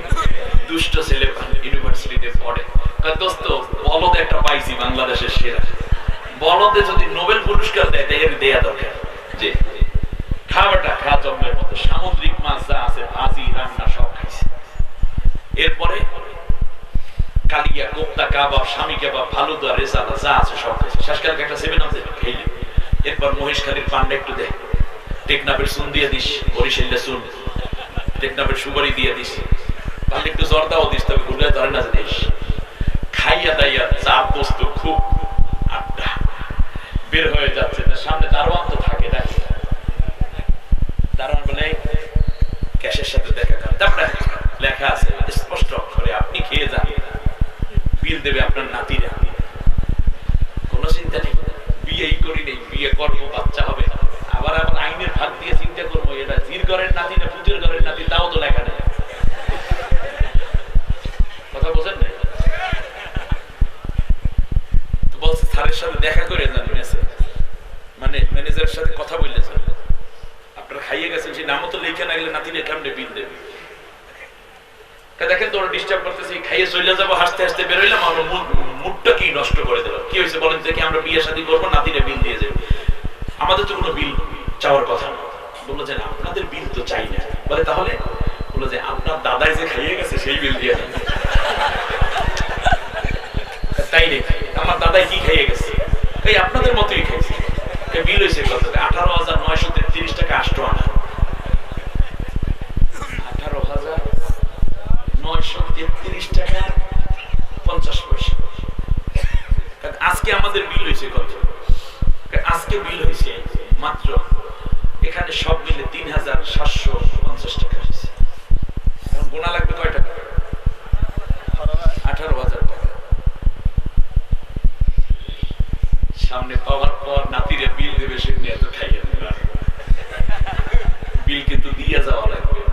খাইতেছেন, লাফাইতে আছেন, এই সবগুলোর হিসাব দেওয়া লাগবে। মনে করার কোনো কারণ নাই যে মনে হয় আমাদের বিল দেওয়া লাগবে না, বরং ওর চেয়ে কয়েক গুণ বেশি দিয়ে তারপর দেশ থেকে পালাতে হবে। জালেমদের জন্য কোরআনের পরে বাবা দিয়ে দেবে। নারায়ে তাকবীর, আল কোরআনের আলো, আল হাদিসের আলো, আলেমুল মার দুশমনেরা হুশিয়ার সাবধান। নারায়ে তাকবীর। এবার শোন, একটু গোড়ায় আসি। আবার কি যেন বলতেছিলাম, ইয়াসিন নাকি? এখন আপনাদের এই উচ্চ মাপের আলেম ভাইকে বা বাংলাদেশে যারাই বলেন, যে কোনো দলের নমিনেশন যারা পায়, নমিনেশনটা কি স্থানীয় ভাবে হয় নাকি কেন্দ্র থেকে হয়? খুব ঠান্ডা মাথায়, আমি অনেক কথা তো বলতে পারবো না, যতটুকু পারি তা যদি বুঝতে পারেন তাহলে আজকের এই মাহফিল আল্লাহর কাছে মাকবুল হয়ে যাবে। কেন্দ্র থেকে তাহলে এই পৃথিবীতে নবীগণ কারো ভোটে নির্বাচিত নয়। নবীগণ হচ্ছে মনোনীত। নবীগণ কি মনোনয়ন দিয়েছেন? কি আল্লাহ তাআলা। কাদের জন্য? মানবতার জন্য। যারা মেনে নিয়েছে তারাই ওই নবীর উম্মত হয়ে গেছে, তাই না? ওইটা নিয়ে দল হয়েছে, ওইটাকে বলে মিল্লাত। ঠিক আছে, বাস। এবারে আসে, কেন্দ্র থেকে মনোনয়ন দিয়েছে। মনে করেন আপনাদের এই মোহতারাম আলী রেজা নদভী, আল্লাহ তাকে নেক হায়াত দিন, কোরআনের জন্য আল্লাহ তাকে কবুল করে নিন। আর জোরে বলেন আমিন। এখন যদি এরকম হয় যে কেন্দ্র তাকে নমিনেশন দিয়েছে, একেবারে কেন্দ্র থেকে নমিনেশন নিয়ে আসছে, কিন্তু স্থানীয় কোনো ব্যক্তি বলল যে আমি ওনার এই সদস্য পদ মানি না, আমি দলের জন্য হাত ভাঙছি, পাও ভাঙছি, অমুকের কোপাইছি, তেল খাটছিলাম, বাড়ি ঘর গেছে, দেশের মানুষের কম্বল দিছি, ল্যাপ দিছি, কাপড়ের কাপড় দিছি, আজকে কেন আমার নমিনেশন নাই, অতএব আমি একে মানি না, আমি নিজে নির্বাচন করব। ওই একই দলের মধ্যে যারা ওই দলের আনুগত্য করে তাদের ভিতর থেকে কেউ যদি দাঁড়ায় এইরকম, তখন ওই প্রার্থীকে আপনারা কি প্রার্থী বলেন? বিদ্রোহী প্রার্থী। বিদ্রোহী হইল কেন? কারণ একই দলের লোক, একই শপথ, একই কলমা, একই স্লোগানের লোক, একই আদর্শের লোক, কিন্তু ভিতর থেকে সেই কেন্দ্রের সিদ্ধান্ত না মেনে নিজে নিজে আবার নতুন করে প্রার্থীতা দেওয়ার কারণে কি হয়েছে? সে বিদ্রোহী প্রার্থী। ঠিক তেমনি আপনি কালেমা পড়া মুসলমান, নারী হন কিংবা পুরুষ হন, কিন্তু মাঝখানে এসে আপনি যদি আল্লাহর নবীকে আল্লাহ তাআলা মনোনয়ন দিয়েছেন নেতা হিসাবে, আদর্শ এবং অনুসরণীয় আদর্শ হিসাবে, আপনি রাসূলের আদর্শ বাদ দিয়ে নিজে যদি নতুন করে দাঁড়ান, আমার একটা আদর্শ আছে, যারাই এ চিন্তা করেছে এবং ওই আদর্শের ফলোয়ার যারা হয়েছে, ওই যে ব্যক্তি দাঁড়ালো সে হয়ে গেল বিদ্রোহী প্রার্থী। জোরে বলেন কি প্রার্থী? আল্লাহর নবীর আদর্শের বাইরে অন্য কোন আদর্শ নিয়ে যখনই কালেমা পড়া মুসলমান, লা ইলাহা ইল্লাল্লাহ মুহাম্মাদুর রাসূলুল্লাহ পড়া মুসলমান, যদি কেউ নতুন করে কোন আদর্শ এবং চিন্তাকে, দর্শনকে দাঁড়াতে চায়, তাহলে এই ব্যক্তি বিদ্রোহী প্রার্থী। ঠিক কিনা বলেন? বিদ্রোহীটা কার তরফ থেকে বিদ্রোহী? সে কার হুকুমের বিরুদ্ধে বিদ্রোহী? এটাই বিদ্রোহটা করলো কার বিরুদ্ধে? আল্লাহু আকবার। আরেকবার ভাবেন, বিদ্রোহীটা করলো কার বিরুদ্ধে? কার সিদ্ধান্তের বিরুদ্ধে সে বিদ্রোহী? আর এই বিদ্রোহী প্রার্থীকে যারা সমর্থন দেয়, তার পিছনেও তো কিছু চাখাওয়ার লোক পাওয়া যায়, তাদেরকে বলা হয় বিদ্রোহী সমর্থক গোষ্ঠী। যদি বলেন বিদ্রোহী সমর্থক গোষ্ঠী, তাহলে বলুন, আল্লাহর নবী আসার পরে নবীর আদর্শের বাইরে যারাই অন্য কোন ব্যক্তি আদর্শ হিসাবে দাঁড় করিয়েছে, তারা সবাই আল্লাহর দৃষ্টিতে বিদ্রোহী প্রার্থী, অর্থাৎ তাগুত। আর যারা তাদেরকে সমর্থন দিয়েছে তারা সবাই হইল বিদ্রোহী গ্রুপের সদস্য। আমার কথা আপনারা বুঝেন নাই? বলেন, আপনার কলিজার দিকে একটু তাকান, কলিজার দিকে একটু তাকান। আপনি কোন সাহসে আল্লাহর বিদ্রোহ করলেন? ঈমান আনার পরে এই বিদ্রোহ যারা করেছে তাদেরকে বলা হয়েছে মুনাফিক। আব্দুল্লাহ বিন উবাই নামাজ রোজা সব ছিল, কিন্তু আল্লাহর নবীর নেতৃত্বে রাষ্ট্র চলুক এইটা সে চায় না। এই কারণে নবীকে আদর্শ নেতা না মানার কারণে হয়ে গেছে কি মুনাফিক। আমাদের দেশে এরকম কিছু লোক আছে না? এবারে আমরা চলে যাই অন্য সেন্সে। আল্লাহর রাসূল যে নেতা, এই কথা কোরআনে বলার পরে আল্লাহ বহুবার বলেছেন নবীর অনুসরণ করো, নবীর অনুসরণ করো। এবার যে নামাজ আমরা পড়ি, নামাজের মধ্যে আল্লাহ রাব্বুল আলামিনকে কমপক্ষে আমরা 18 বার করে আল্লাহর নবীর স্লোগান দেই, আমার নেতা তোমার নেতা বিশ্ব নবী মুস্তাফা। দৈনিক কয়বার বলি নবীজি আমার আদর্শ নেতা, এটা যেন ভুলে না যাই। আখিরি বৈঠক পড়ি কি পড়ি না? সেখানে দুরূদ শরীফ আছে না নাই? দুরূদের মধ্যে বলি আল্লাহুম্মা সাল্লি আলা সাইয়্যিদিনা মুহাম্মদ ওয়া আলা আলি সাইয়্যিদিনা মুহাম্মদ কামা সাল্লাইতা আলা সাইয়্যিদিনা ইব্রাহিম ওয়া আলা আলি ইব্রাহিম ইন্নাকা হামিদুম মাজিদ। 3 বার সাইয়্যিদিনা বললাম, আল্লাহু আকবার। 3 18 কত?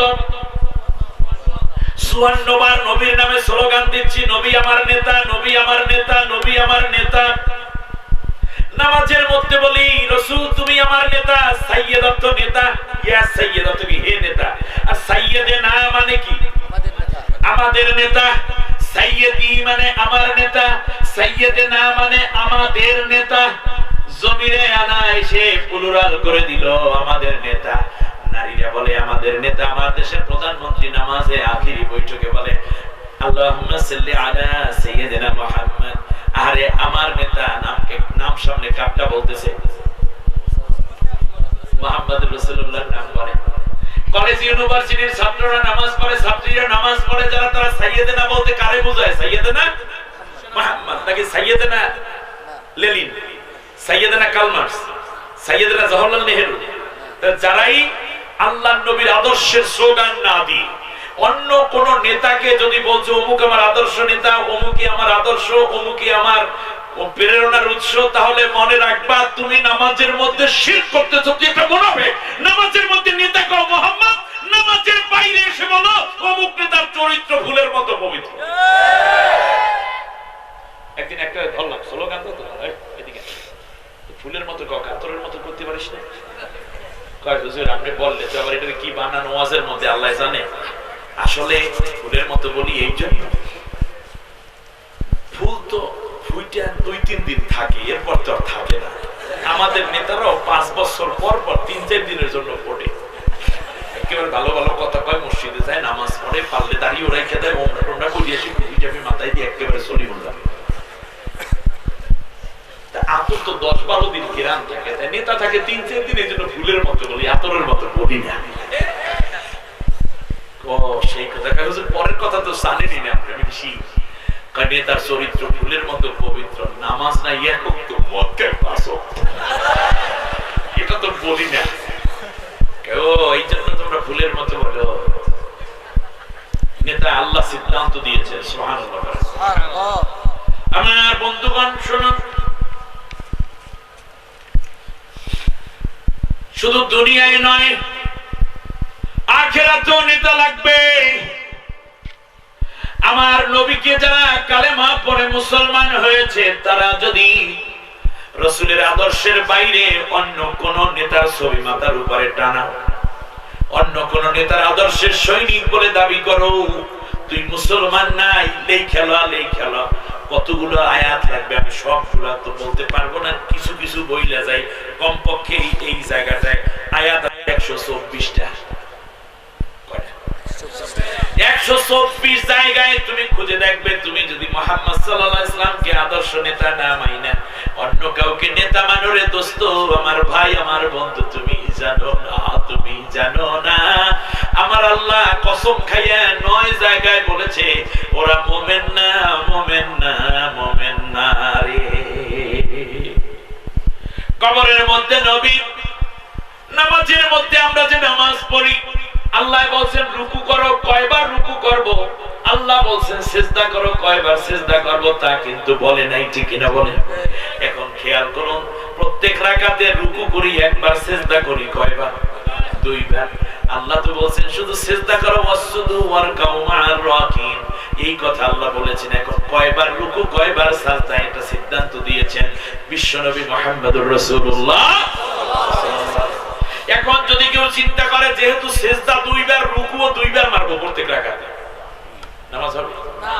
কিংবা যদি কেউ চিন্তা করে আমরা যেহেতু রুকু একবার করেছি, কিয়াস করলাম সেজদাও করব একবার, নামাজ হবে কি হবে না? হবে না। তার কারণ নবী যেটা করেছেন সেইটার নামই ইবাদত। নবী যেভাবে করেছেন ওইভাবে হলো ইসলামের আনুগত্য, ঠিক কিনা বলেন? নামাজের মধ্যে তুমি নবীকে এত মানলা, কিন্তু নামাজের বাইরে এসে তুমি কেন আল্লাহর নবীকে সাইরা দিলা? ফলে দেখা যাবে কশিন কালেও তুমি নবীর উম্মত হতে পারো নাই। কারণ দুরুদে মিলাদে তোমায় সরে সমাজের রাজনীতি দিয়ে শয়তানি তোমারই শাফাত কামনা করে, ঠিক না বলেন? নবীজির কথা কইয়া সবাই কান্দে, কিন্তু নবীর সমাজ গড়ার কাজে দেখো দ্বন্দ্ব কত বাজে। নবীজির আদর্শ ভালো, নবীর কথা শুনতে ভালো, নবীর নামে গড়াগড়ি মসজিদের ভেতরে, দুরূদ আর মিলাদে কত স্মরণ করে। আবার নবীর আদর্শের কথা শুনলে বকে আজে বাজে, কিন্তু নবীর সমাজ গড়ার কাজে দেখো দ্বন্দ্ব কত বাজে। আমার বন্ধুগণ খেয়াল করুন, আল্লাহ রাব্বুল আলামিন বললেন এবার তোমাকে কবরের মধ্যে প্রশ্ন করা হবে, কে তোমার নেতা ছিল? মান নাবিয়ুকা। আল্লাহু আকবার। এবার খেয়াল করুন, আল্লাহ রাব্বুল আলামিন বলেন ইয়াউমা নাদউ কুল্লা উনাসিন বিইমামিহিম। শুনতেছেন না? আল্লাহ রাব্বুল আলামিন বলেন কিয়ামতের ময়দানে সব মানুষগুলোকে আমি প্রত্যেক নেতাকে সামনে রেখে রেখে তারপরে কিয়ামতের ময়দানে হাজির করব, হাসর ময়দানে হাজির করব। তাহলে কবরেও নেতা, দুনিয়ায়ও নেতা, হাসরের ময়দানেও। কথা বলেন না কেন? হাসরের ময়দানেও কি লাগবে? নেতা লাগবে কি লাগবে না? নেতা লাগবে। আল্লাহ রাব্বুল আলামিন বলেন দুনিয়ার মানুষেরা শোনো, ও দুনিয়ার মানুষেরা শোনো। এরপরে আল্লাহ রাব্বুল আলামিন বলেন প্রত্যেক মানুষকে কিয়ামতের ময়দানে আমি তার নেতাকে সামনে রেখে ডাকবো, যে কালমার্সের অনুসারী কালমার সামনে সামনে যাবে। সূরা বনী ইসরাঈলের ৭২ নম্বর আয়াত, ভাষায় খুঁজে দেখেন। লেনিনের কর্মী যারা, তারা লেনিন সামনে যাবে। মাও সেতুং, ডারউইন, ফ্রয়েড, হেগেল থেকে নিয়ে আমাদের দেশে যারা অন্য মতাবলম্বী, ইসলাম এবং কোরআনিক বিধানের বাইরে অন্য যত নেতা আছে, ওই নেতারা সামনে যাবে, কর্মীরা পেছনে যাবে। খেয়াল করেন নাই? তাহলে কিয়ামতের ময়দানে মানুষগুলোকে আল্লাহ জড়ো করবেন কিভাবে? নেতাকে সামনে রেখে তার উম্মতদেরকে, তাই উম্মত মানে কর্মী বাহিনী, বুঝতে পেরেছেন? বাস। এবারে আসুন, প্রশ্ন করুন হুজুর তাহলে আমরা কি নবীর পেছনে যেতে পারবো? হ্যাঁ। এবারে আল্লাহ রাব্বুল আলামিন বলতেছেন শোনো, আমার নবীকে বাদ দিয়ে অন্য কাউকে যদি তোমরা নেতা বানিয়ে নাও কিংবা কারো আদর্শ মেনে নাও, তাহলে কি পরিণতি হবে? সূরার নাম সূরা হুদ, আয়াত নম্বর ৯৮। বানানো কোনো কথা না। আল্লাহ রাব্বুল আলামিন বলেন ইয়াকুতুমু কওমাহু ইয়াউমাল কিয়ামাতি ফাআওরাদাহুমুন নার ওয়া বিইসাল বিরদুল মাওরুদ। শুনুন,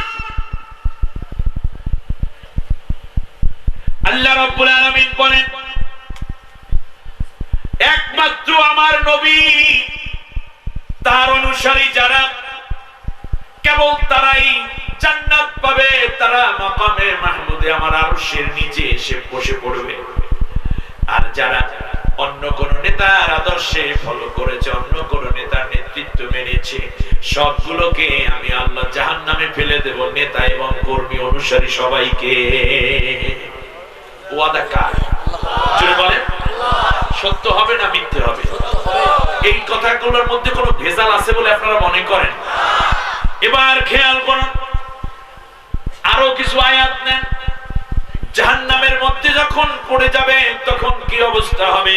সূরার নাম সূরা মুমিন, আয়াত নম্বর 47, 48, 49, 40 নম্বর সূরা 24 নম্বর পারায় আল্লাহ তাআলা বলছেন, ইতিয়াতাহাজ্জুনা ফিন-নারি ফায়াকুলু আত-তুআফাউ লিল্লাযীনা ইসতাকবারু ইন্না কুন্না লাকুম তাবআন ফাহাল আনতুম মুগনুনা আন্না নাসীবান মিনান নার। কর্মী বাহিনীরা নেতাদের কাছে গিয়ে বলবে, আজকে বড় কষ্টে আছি, যন্ত্রণা আযাব সহ্য করতে পারি না, আমাদের জন্য কিছু উপকার করো। কি তাহলে আপনি জাহান্নামে যাচ্ছেন নামাজের কারণে, রোজা না রাখার কারণে? শুধুমাত্র ব্যক্তি, পরিবার, সমাজ, রাষ্ট্র, অর্থনীতি, সমাজনীতি, শিক্ষানীতি, আইন, আদালত নবী সাল্লাল্লাহু আলাইহি ওয়াসাল্লামের আদর্শ অনুযায়ী না চলার কারণে জাহান্নামে যাচ্ছে, অন্য কোনো কারণ না। আমি আরো সতর্ক করি, এবার বলা হবে, নেতারা জবাব দিবে, ক্বালাল্লাযীনা ইসতাকবারু ইন্না কুল্লুন ফীহা ইন্নাল্লাহা ক্বাদ হাকামা বাইনাল ইবাদ। নেতারা বলবে, তোদের জন্য আজকে সুপারিশ করব কিংবা কথা বলবো তো দূরের কথা, আমার নিজের অবস্থাই তো ভালো না। তাহলে কাজ করো, কমপক্ষে দেখি, একটু রিকোয়েস্ট করে দেখি কোন কাজ হয় কিনা। রিকোয়েস্ট করতে যাবে ফেরেশতাদের কাছে, জাহান্নামের দরজার ফেরেশতাদের কাছে। কথা বোঝেন না আপনারা? কারণ নেতা তো লাগে সুপারিশ করতে, এলাকার চেয়ারম্যানরে লাগে এমপির কাছে সুপারিশ ঢুকাইতে, এমপিরে লাগে সচিব সাহেবকে কিংবা মন্ত্রীরে সুপারিশ করার জন্য, মন্ত্রীকে লাগে প্রধানমন্ত্রীকে সুপারিশ করে, নিজের দলের লোক, নিজের এলাকার লোক কিংবা নিজের আদর্শের লোক। একটু যে আমার দলের লোক স্যার জীবনে কোরবান করা নেতা স্যার, এলাকায় পোলাই একটা জীবনে বহুত কোকাইছে কিন্তু ডালি ছাড়ে না, আছে না? অনেক স্যারকে দিয়ে রাখে, চাকরি দিয়ে রাখে। আচ্ছা ঠিক আছে, ও বলছে কি চেয়ারম্যান, কারণ চেয়ারম্যান তাদের মনোনীত লোক। চেয়ারম্যান নিজে যেহেতু সুপারিশ করছে, এমপি চোখ বন্ধ করে, ঠিক আছে এই যে মহিলা বিষয়ক যে মন্ত্রণালয় আছে ওখানে তোমার চাকরি হয়ে আছে, ঠিক ঘুরছে দেওয়া লাগবে, ওনার কয় না কয়। যাই হোক, এখন চিন্তা করেন ওরা তো সুপারিশের জন্যই যাবে, তাই না? সুপারিশের জন্য যাইবে, চলো চলো আমরা সবাই গিয়ে কমপক্ষে দেখি একটু সুপারিশ টুপারিশ করা যায়, কারণ নেতাদের চাপাবাজ বেশি, ওখান যাই একটা মজা লওয়া শুরু করবে। তাই কি বলবে, ক্বালাল্লাযীনা ফিন-নারি লিখাজানাতি জাহান্নাম দুউ রাব্বাকুম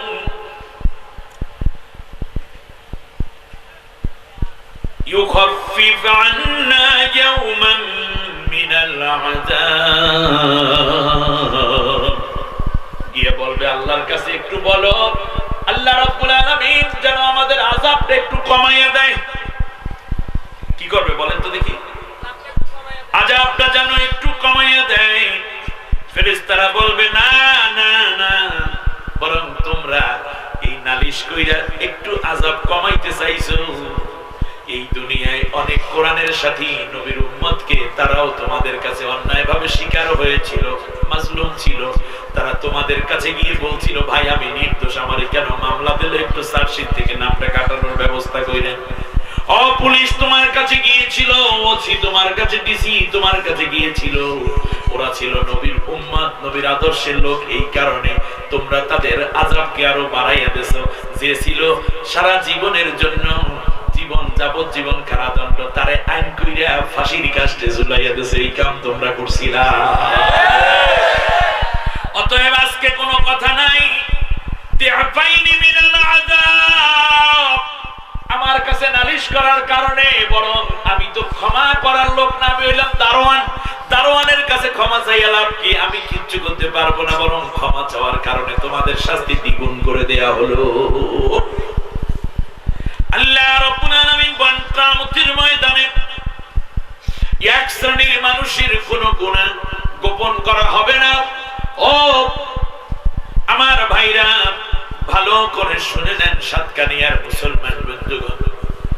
এই পৃথিবীতে আমি জামালউদ্দিন, আপনি কামালউদ্দিন, আপনি আব্দুল সত্তার, আব্দুল গফফার জীবনে এমন কোন গুনাহ করে ফেলেছি যেই গুনার কথা যদি সমাজের মানুষ মানুষেরা জানেন আমি ইমামতি করি, কিন্তু যৌবনের তাড়নায় এমন কাজ করে ফেলেছি না। আজ আমি পীর সাহেব সাজি, কিন্তু যৌবনের তাড়নায় আমি হয়তো অপরাধ করে ফেলেছিলাম। আমার জীবনেও নামাজ তরক হয়েছিল, সমাজের মানুষ জানে না। শয়তানের খরবে পড়ে আমি জিনা করেছি, মানুষেরা জানে না। অন্যায় করে সম্পদ আহরণ করে ফেলেছি, মানুষেরা জানে না। আল্লাহ রাব্বুল আলামিন আমাদের অনেকগুলো গুনাহ গোপন করে রেখেছে। আপনি চেয়ারম্যান, গরিবের মাল হরণ করেছেন, এখনো মানুষ জানে নাই।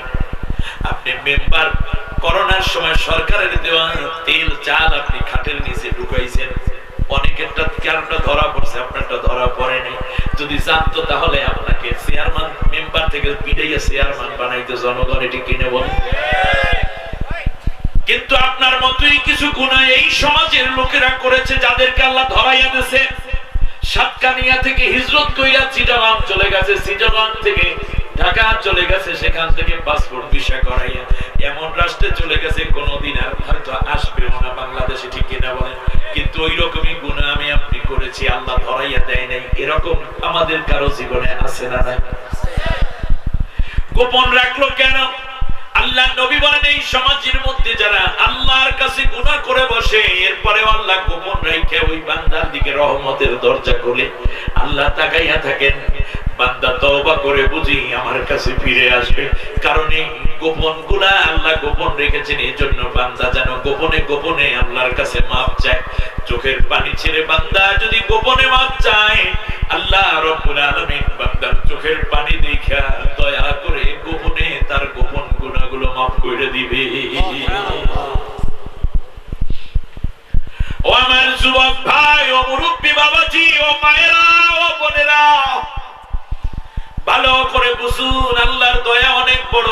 শয়তান ওয়াসওয়াসা দিয়ে বলে তুই যে গুনাহ করছো কোনোদিন মাফ পাবি না, এটাও ঈমান বিধ্বংসী একটা ওয়াসওয়াসা।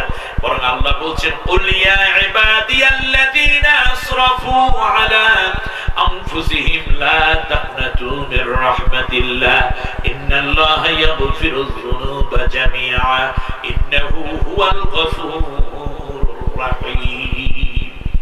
নবী গো, যারা গুনাহ করতে করতে জীবনটা শেষ করে দিয়েছে, নামাজ পড়ে নাই, ওযু নাই, গোসল নাই, রোজা নাই, পরহেজগারিতা নাই, মাদক দ্রব্য ধরে বসেছে, মিথ্যা ছাড়া বলে না, কারো একটু দোষ হলে তাকে লঘু উস্তাগায় গুরু শাস্তি দিয়ে বসে, গালিগালাজ ছাড়া কথা বলে না, মিথ্যা ছাড়া মুখ থেকে বের হয় না। এইরকম মানুষ যদি হয় জিনা করে ফেলেছে, ব্যভিচার করে ফেলেছে, অনেক নারীর ইজ্জত লুণ্ঠন করেছে, এই সমস্ত পাপীগুলো যদি আমি আল্লাহর কাছে গোপনে গোপনে ক্ষমা চাই, তাদেরকে বলে দাও আল্লাহর রহমত থেকে মাহরুম হইও না, নিরাশ হইও না। ওরা যদি আমার কাছে মাফ চায়, আমি আল্লাহ গোপনে গোপনে সব গুনাহগুলো মাফ করে দেব। শুধু গুনাহই মাফ করব না, ওয়ায়ুবাদদিলুস সাইয়্যাতি বিল হাসানাত, আমি আল্লাহ গুনার জায়গাগুলো নেক আমল দিয়ে ভরপুর করে দেব। আল্লাহু আকবার। যুবক মানুষ, অন্যায় করেছো, হতাশ হয়ো না, নামাজ ছেড়ে দিয়েছো, তুমি এখনো পর্যন্ত রহমতের দরজা ছেড়ে দিও না। আমার আল্লাহ রাব্বুল আলামিন বলেন কিয়ামতের ময়দানে অনেক গুনাহগারের গুনাহগুলো আমি আল্লাহ গোপন রেখে রেখে তারে জান্নাত দিয়ে দেব। কিন্তু মনে রেখো, একদল মানুষের কোনো গুনাহ আমি গোপন রাখবো না। তারা হইল যারা নবীকে আদর্শ নেতা মানে নাই, অন্যকে আদর্শ নেতা মেনেছে, ওই মানুষগুলোর কোনো গুনাহ আমি আল্লাহ গোপন রাখবো না। হতে পারে আপনার জীবনের চূড়ান্ত সিদ্ধান্ত নেওয়ার উপযুক্ত সময় يومئذ يود الذين كفروا وعصوا الرسول لو تسوى بهم الأرض ولا يكتمون الله حديثا। الله أكبر। সূরা নিসার 42 নম্বর আয়াত। আল্লাহ রাব্বুল আলামিন বলেন কিয়ামতের ময়দানে আমার নবীকে যারা অমান্য করেছে দুনিয়ায়, কিয়ামতের ময়দানে তাদের কোনো গুনাহ আমি আল্লাহ গোপন রাখবো না, সব ওপেন করে দেব।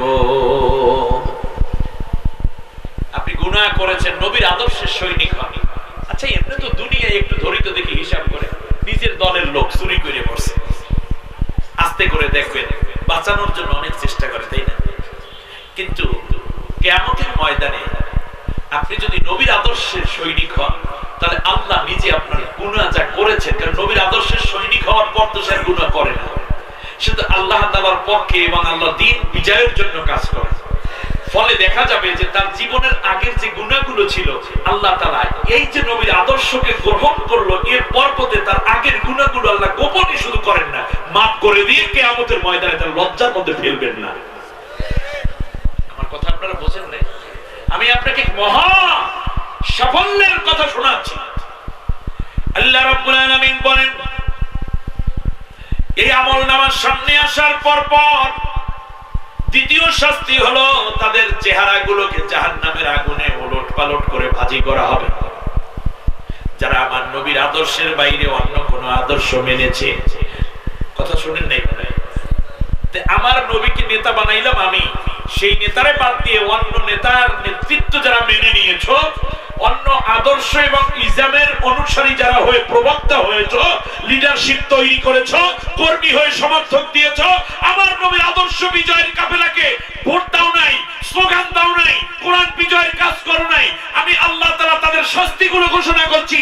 হ্যাঁ সাতকানিয়ার বন্ধুগণ, বীর চট্টলার সাথীরা, কোরআনের কথাগুলো জেনে নাও, মেনে নাও, নসিব খুলে যাবে। আর না হলে দুনিয়াও ক্ষতি, আখিরাতেও মুক্তির কোনো উপায় নেই।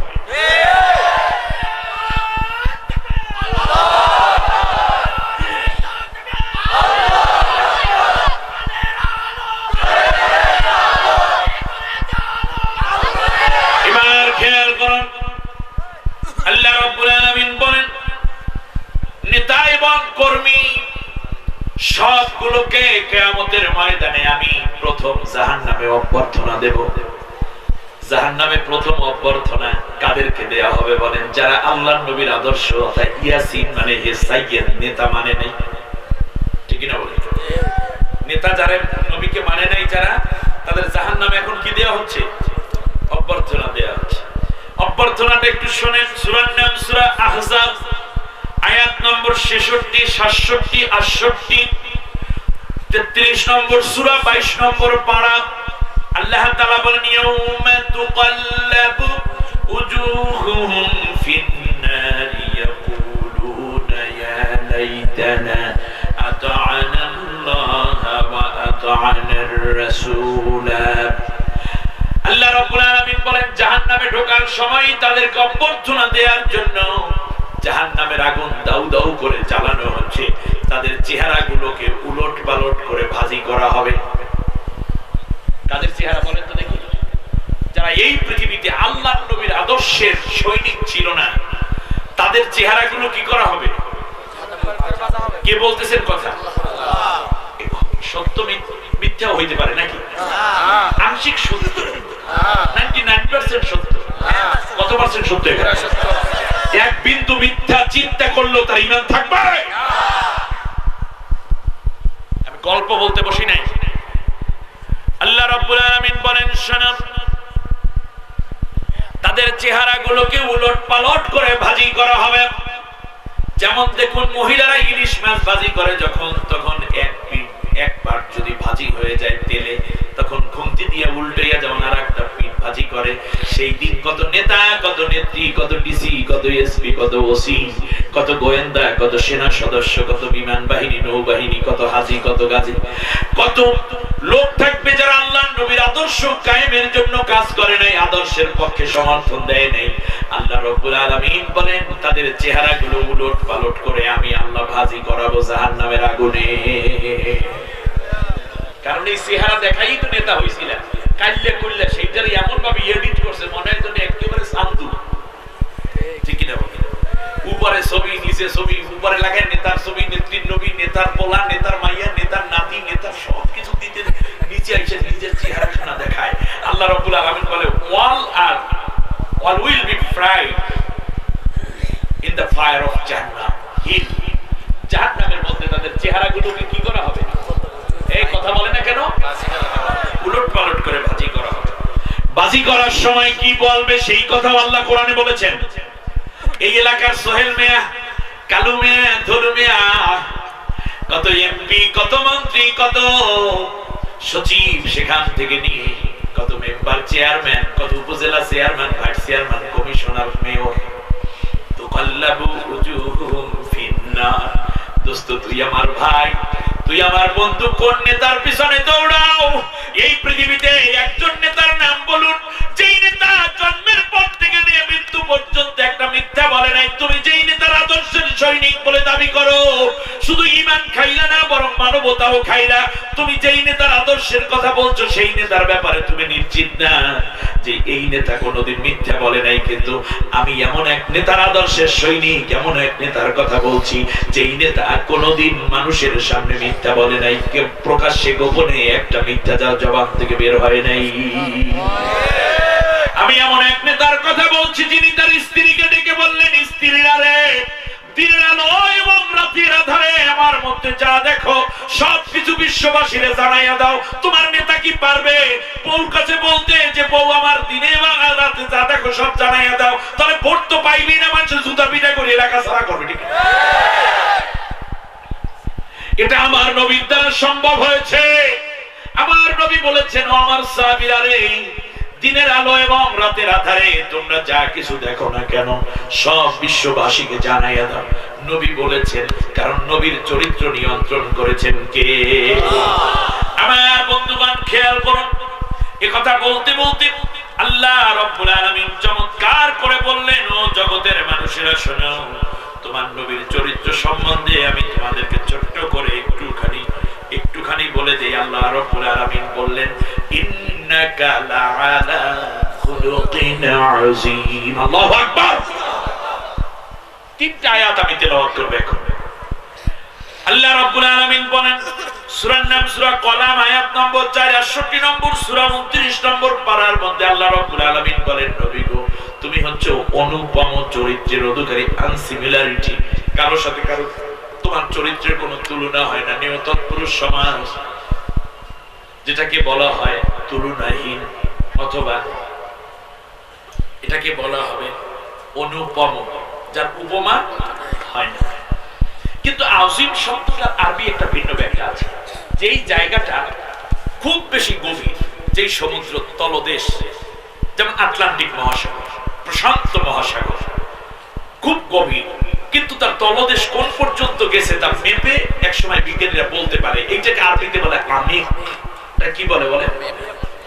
আর যেই জায়গাটি যেই জিনিসটি খুব উচ্চতায় পৌঁছে গেছে, যেমন সূর্যটা, কিন্তু বিজ্ঞানীরা মেপে বলতে পারছে 9,30,00,000 মাইল দূরে, এটাকে বলে আলা কিংবা আলিয়া। আর যেই জায়গাটা বিশাল প্রশস্ত, হোক না সেটা সূর্যের মতো ব্যাস, সেটাকে বলে তাওয়িল কিংবা ওয়াসিত।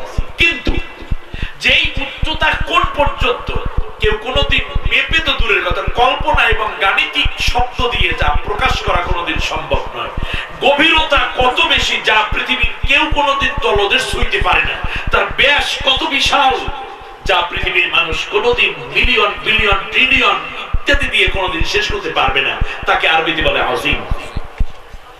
এর মানে নবী তোমার চরিত্র কত উন্নত তুমি বোঝো, হে বিশ্বের লোকেরা, এই নবীর আনুগত্য করো। এরপর আল্লাহ রাব্বুল আলামিন বলেন, ওয়ারাফা'না লাকা যিকরাক, হে নবী আমি তোমার চরিত্রকে উঁচু করেছি। আল্লাহ বলেছেন ওয়ারাফা'না, আমি উঁচু করে ধরেছি। ওয়ারাফা'না বলার সাথে সাথে বোঝা যায় আল্লাহ নিজে এখানে ফাইল রফা করেছেন। কে? আল্লাহ। আল্লাহ নিজে। আল্লাহ যেই পর্যন্ত নবীর উচ্চতা, সেই পর্যন্ত নবীর মর্যাদাকে আল্লাহ বাড়িয়ে দিয়েছে। আল্লাহ আরশে, আল্লাহ রাব্বুল আলামিনের মর্যাদা আরশ পর্যন্ত আল্লাহ নবীর মর্যাদাকে আল্লাহ উঁচু করে ধরেছে। কথাটা বুঝছেন কি? তাই উঁচু বলতে কি বুঝি? সোজা উপরের দিক, নাকি? যেমন যদি বলি ভাই একটু উঁচুতে আসে, মানে কোথায় যান আপনি? উপরে যান। সাইডে কি হলো তাহলে? সাইডের কথা বলতে গিয়ে আল্লাহ রাব্বুল আলামিন